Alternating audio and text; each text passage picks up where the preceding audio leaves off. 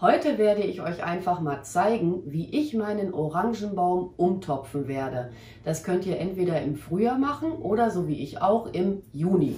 Ja, und an dem Bäumchen wird gleich auch nichts geschnitten werden. Also halt hier der Kronenbereich bleibt so wie er ist und auch die Wurzeln lasse ich jetzt komplett in Ruhe. Das Einzigste, was ich jetzt gleich machen werde, ich wechsle auch mal gleich die Perspektive, der hat hier oben diesen roten Klee, den werde ich jetzt zunächst mal mit der Wurzelkralle rausfriemeln. Also das ist jetzt hier dieser rote Klee. Solltet ihr den bei euch irgendwo entdecken, wirklich penibel rausfriemeln, weil der breitet sich sonst in der Pflasterung aus, in Blumentöpfen. Der ist echt nicht angenehm, der rote Klee. Der blüht zwar auch mit so kleinen gelben Blüten, aber wenn ihr den einmal im Garten habt, dann habt ihr den irgendwann wirklich überall am Wachsen.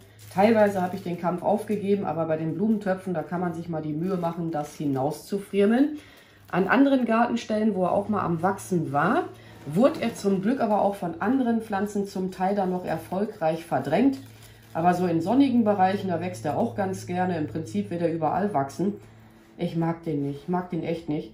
Ich habe mal gehört, den hat man sich aus Versehen über Vogelfutter eingeschleppt. Der hat auch richtig lange Wurzeln, wahrscheinlich gehen die bis hier unten hindurch.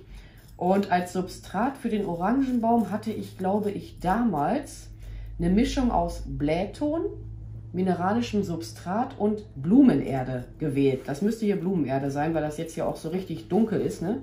Was so dazwischen ist. Was wollte ich noch sagen? Heute werde ich eine Substratmischung verwenden aus Blähton und Kokoserde. Sieht dann so aus. Ich hatte jetzt so in etwa 2 Teile Blähton und einen Teil Kokoserde verwendet.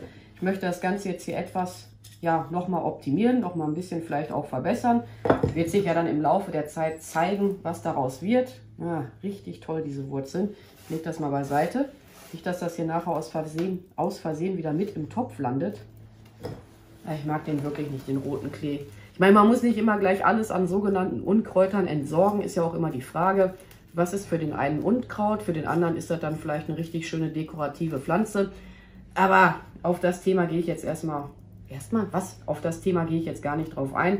Ist sowieso auch immer viel Geschmackssache. Bei mir jetzt geht's hier wieder los. Bei mir im Garten darf auch mal gerne Löwenzahn wachsen. Es muss halt, ich sag mal, ausgeglichen sein. Ne? Ich hätte jetzt auch nicht gerne den kompletten Garten nur voll mit Löwenzahn. Aber einfach halt dann mal selber entscheiden, außer mit diesem roten Klee. Also der ist auch invasiv. Wenn ich das jetzt richtig noch im Kopf habe, und dann hier so vorsichtig rausfriemeln, dass er nach Möglichkeit so in etwa alle Wurzeln auch erwischt. Ich vermute, der wird da im Laufe der Zeit aber wieder in meinem Töpfchen wachsen. Diese alte Erde hier, die ja jetzt verseucht ist mit dem roten Klee, die werde ich jetzt nachher entsorgen. Weg damit. Ja doch, das war mal Blumenerde, Blähton und Kakteengranulat. Genau, jetzt ist mir der Name wieder eingefallen. Ich habe den Orangenbaum auch immer so gewässert, dass das hier nie komplett ausgetrocknet war. Ich habe jetzt hier einen deutlich größeren Tontopf am Start. Man kann auch einen anderen Topf nehmen. Das muss jetzt hier nicht zwangsweise ein Tontopf sein. Ich finde die halt optisch immer so schön, wenn die so im Laufe der Zeit halt so grünlich werden, ne, und da auch ein bisschen Moos gebildet wird. Abzugsloch ist vorhanden. Ich habe hier schon einen kleinen Stein, um das zu bedecken, damit mein Substrat halt nachher nicht hinauskullert. Da oben haben wir noch ein bisschen. Weg damit. Ja, und ursprünglich hatte ich den Orangenbaum mal als Bonsai angedacht. Aber hier ich vermute, das ist die alte Veredelungsstelle, die gefällt mir nicht. Insofern habe ich das Bonsai-Projekt verworfen. Was wollte ich jetzt noch sagen? Der wird aber in der Zukunft, ich sag mal, ein bisschen wie ein Bonsai behandelt werden. Ihr kennt das wahrscheinlich, ne? Machst du da jedes Jahr einen größeren Topf, zum Beispiel beim Oleander oder halt beim Olivenbaum, Eukalyptus und so weiter. Ja. Also wie gesagt, nimmst du halt jedes Jahr einen größeren Topf. Irgendwann ist ja mal so ein Punkt erreicht, da kannst du die Pflanzen kaum noch transportieren. Ich denke, bei ihm hier, der größte Topf wird irgendwann mal in etwa so sein. Und dann ist für mich der Punkt erreicht, wo ich sage, nee, noch größer möchte ich das jetzt nicht haben. Und dann wird er halt auch einen Wurzelschnitt bekommen, wenn die Endgröße erreicht ist. Und dann werde ich auch den Kronenbereich immer mehr in Form schneiden. So, jetzt muss ich mal eben gleich auch mein Kamerabild überprüfen. Hier ging es ja jetzt gerade mehr um den roten Klee. Mal eben schauen. Ja, ein bisschen kann man auch einfüllen, wie auch immer. In meiner Mischung ist sogar noch ein bisschen mineralisches Substrat vorhanden. Ich weiß gar nicht mehr, wie das da reingeraten ist, aber ist ja nicht schlimm. Alternativ zu der Substratmischung, die ich jetzt verwende, könnt ihr aber auch eine ordentliche Blumenerde verwenden. Oder wer jetzt zu 100% auf Nummer sicher sogar gehen möchte, es gibt auch Blumenerde für Zitruspflanzen. Die Möglichkeit hätte man auch noch. Ich setze den jetzt auch nicht tiefer, als der zuvor in dem Topf stand. Ja, und normalerweise sollte man die Orangenbäume, also die jungen Orangenbäume, so alle 1 bis 2 Jahre umtopfen. Habe ich seit 2020 nicht mehr gemacht. Der wurde halt damals umgetopft in einem meiner ersten Videos. Das Video, ist mir das heute ein bisschen peinlich, aber ich lasse es trotzdem online. Wie gesagt, 2020 wurde der halt aus seinem ursprünglichen Topf hinausgenommen und dann hatte ich den halt in den vorherigen Topf gesetzt. Ja, und seitdem bin ich da auch irgendwie nicht zugekommen. Ehrlich gesagt, ich habe es auch mal vergessen. Ja, ist halt manchmal so, aber das ging ja jetzt noch relativ gut. Bei älteren Orangenbäumchen, da entscheidet man den größeren Topf auch. Wenn der Kronenbereich, ich sag mal, deutlich über den Topf hinaus wächst, dann wird es auch an der Zeit, mal einen größeren Topf zu verwenden. Ich hätte jetzt hier in meinem Fall auch noch einen Topf nehmen können, der noch 2 Nummern größer ist.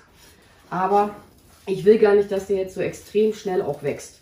Durch den kleineren Topf entwickeln die sich halt auch, wenn man das so sagen kann, langsamer. Ja, und ursprünglich hatte der mal diese Größe. Der hatte auch irgendwann mal gelitten, irgendwann hatte der mal Probleme. Was war das nochmal? Ich glaube, nicht Schildläuse, wie heißen die nochmal? Wollläuse. Ganz, ganz toll. Ich habe die dann per Hand abgesammelt. Und gewässert wird der bei mir immer mit Regenwasser, es sei denn, meine Regentonne ist leer. Dann bekommt der natürlich auch mal Kranberger. Besser, als wenn du den gar nicht wässerst. Im Sommer ist auch immer ein Untersetzer hier noch vorhanden. An ganz heißen Tagen lasse ich auch in dem Untersetzer mal etwas Wasser stehen. Gedüngt wird er momentan mit Flüssigdünger, jede Woche. Ich mache das immer so auf den Sonntag, damit ich da auch dran denke. Ich muss den auch gleich draußen unbedingt noch anwässern, damit das Substrat hier auch noch mal sich gut verteilen kann. So, umtopfen haben wir jetzt schon mal soweit fertig. Muss mal eben überlegen, was ich euch noch erzählen wollte. Ich glaube, ihr seht mich gar nicht mehr. Der ist aber wirklich richtig gut gewachsen dieses Jahr. Letztes Jahr auch schon, aber dieses Jahr hat er einen richtig ordentlichen Schuss gemacht. Man sieht hier auch so die Blüten, wo sich dann die Orangen in der Zukunft mal bilden werden. So, was wollte ich jetzt noch erzählen? Wir machen das mal eben hier so. Lasst mich mal überlegen.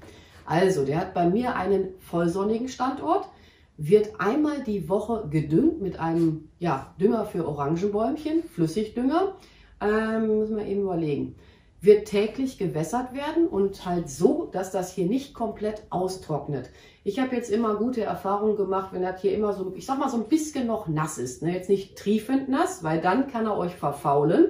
Im Sommer dann halt hier auch einen Untersetzer, wo dann auch immer ruhig etwas Wasser drin stehen bleiben darf. Also wenn wir jetzt hier, ich sag mal so ab 30 Grad. Teilweise wird er sogar bei mir morgens und abends gewässert, weil er halt den ganzen Tag über vollsonnig steht. Aber ich könnte euch hier so viel noch erzählen. Thema Schädlinge, Wollläuse waren schon dran. Die anderen Läuse konnte ich bisher noch nicht entdecken. Ein gutes Indiz für Läusebefall ist übrigens immer bei allen Pflanzen. Ich sag mal, ihr bewegt den Topf und dann krabbeln hier auf einmal die Ameisen durch die Gegend.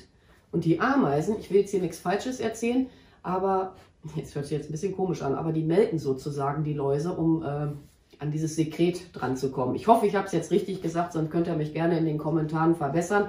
Aber die Ameisen halten die im Prinzip wie Vieh, die Läuse.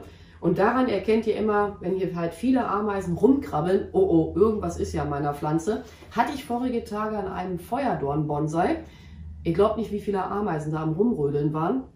Und der hatte, was hatte der nochmal? Schildläuse. Habe ich auch per Hand abgesammelt, weil ich persönlich, da wollen wir jetzt auch gar nicht näher drauf eingehen, verwende halt keine Gifte bei mir im Garten. Wegen der Hunde, wegen der anderen Tiere. Aber das soll jeder so machen, wie er es für richtig hält. Da will ich jetzt hier gar nichts irgendwie anprangern oder großartig drauf eingehen. Wenn, dann nehme ich natürliche Hausmittel gegen Läuse. Hatte ich auch mal ein Video gemacht. Zum Beispiel grüner Tee mit Wasser vermischt. Klappt super, auch bei Orchideen. aber nur bei den, ich sag mal, normalen Läusen, also bei den grünen und bei den schwarzen, bei den Schildläusen und bei den Wollläusen sammle ich wirklich per Hand ab. Dauert zwar, aber bei so einem kleinen Bäumchen kannst du das ja noch gut machen.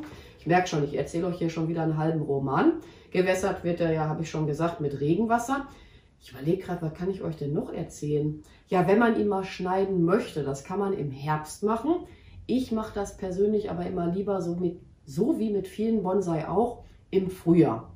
Auch im Frühjahr kriegt er vielleicht nächstes Jahr, je nachdem wie er wächst, nochmal einen Wurzelschnitt. Mal gucken. Vielleicht behalte ich auch den Topf. Muss ich mal schauen. Aber dann filme ich das sowieso wieder für euch. Irgendwas wollte ich noch erzählen. Was war das denn? Dünger habe ich auch erzählt. Ach ja, Überwinterung. Der wird hier in meiner unbeheizten Werkstatt überwintert. Und ich habe hier so, ich sag mal so alte Oberlichter mit so einem Wellblechzeug, was halt durchsichtig ist. Ist ja alles uralt. Und dann wird er halt so hell hingestellt oder ich sag mal anders, so hell wie möglich es halt hier geht in meiner Werkstatt, dass er halt keinen Frost abbekommt. Draußen würde ich den jetzt nicht lassen, es sei denn, ihr wohnt in so wärmeren Regionen, wo es ja oftmals auch wärmer ist, zum Beispiel Köln die Ecke oder auch andere Ecken in Deutschland. Aber wenn man jetzt im tiefsten Bayern wohnen sollte, dann würde ich den auf keinen Fall im Winter draußen lassen. Und ich denke, jetzt habe ich eigentlich alles erzählt, was mir gerade so spontan eingefallen ist. Und der kommt jetzt halt wieder nach draußen, wird gewässert werden und dann werde ich mich jetzt hier mal an dieser Stelle bei euch verabschieden. Ich bedanke mich fürs Zuschauen. Macht's gut, eure Pink Peach. Bye!